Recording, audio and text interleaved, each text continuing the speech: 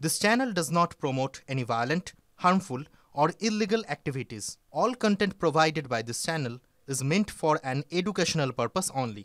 Top quality और consistent performance के लिए सिर्फ सिल्वर पंप नाम याद रखना। বাঙালির ম্যাটিনি আইডল উত্তম কুমারের জীবনে প্রেম এসেছে একাধিক। তিনি বিয়ে করেছিলেন গৌরী দেবীকে।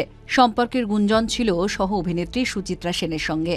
খোলামেলাভাবে সংসার থেকে দূরে একসঙ্গে থেকেছিলেন আর এক সহ অভিনেত্রী সুপ্রিয়া দেবীর সঙ্গে, এবং যে প্রেমের কাছে বারবার ফিরে গিয়েছিলেন তা হল সহ অভিনেত্রী সাবিত্রী চট্টোপাধ্যায়। উত্তমও বারবার ভেস্তে দিয়েছিলেন সাবিত্রীর বিয়ের প্রস্তাব। তিনি মানতেই পারতেন না প্রাণপ্রিয় সাবিত্রী বিয়ে করে সংসার করবেন অন্য কারো সঙ্গে।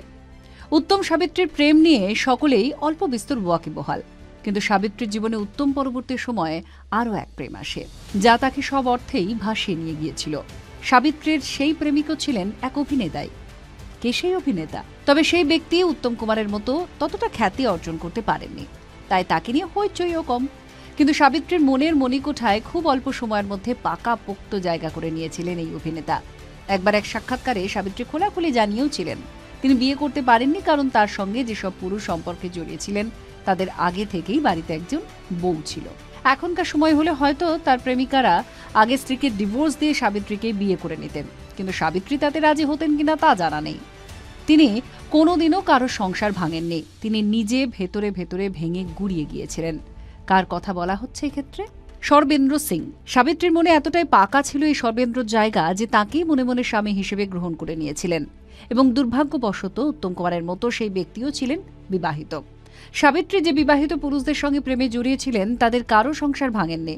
সর্বেন্দ্রর বেলাতেও তাই হয়েছিল। দিন রাত সাবিত্রীর বাড়িতেই পড়ে থাকতেন সর্বেন্দ্র। নেশায় বুঁদ থাকতেন। মদ্যপানের কারণে পেটে তীব্র যন্ত্রণা হতো। সেই যন্ত্রণা মেটানোর অনেক চেষ্টা করেছিলেন সাবিত্রী। তার অস্ত্রোপচার সব রকম ব্যবস্থা করে দিয়েছিলেন। মুম্বাইয়ে হয়েছিল অস্ত্রোপচার। অনেক আশাও ছিল সাবিত্রীর। তিনি একটা মাস প্রেমিকের সঙ্গে মুম্বাইয়ে কাটাবেন, কিন্তু পারলেন না।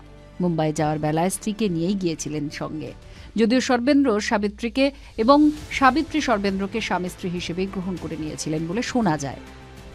তার আত্মজীবনে সত্যি সাবিত্রীতে অভিনেত্রী সাবিত্রী চট্টোপাধ্যায় সর্বেন্দ্রকে নিজের স্বামীর স্বীকৃতি দিয়ে লিখেছিলেন, যতই বিনি সুতোর মালা সম্পর্ক হোক না কেন, তবু আমি তো মনে প্রাণে ওকে আমার যত না বন্ধু ভাবি তার থেকে অনেক বেশি ভাবি উনি আমার স্বামী। সিঁথিতে না হয় নাই বা সিঁদুর ছোঁয়ানো হলো, হাতে না হয় নাই বা শাখা উঠল, না হয় সানাই বাজিয়ে বেনারসি আর ফুলে মালায় সেজে হাতে হাত রেখে বিয়ের মন্ত্র নাই বা উচ্চারণ করা হলো। দুটো হৃদয় কি আগেই তাদের আপন রঙে সাজেনি? দুটো মন কি নীরবে নিভৃতে বিবাহ মন্ত্র উচ্চারণ করেনি? বাকি সবটুকু তো বাইরের। টিভি9 বাংলা ডিজিটাল।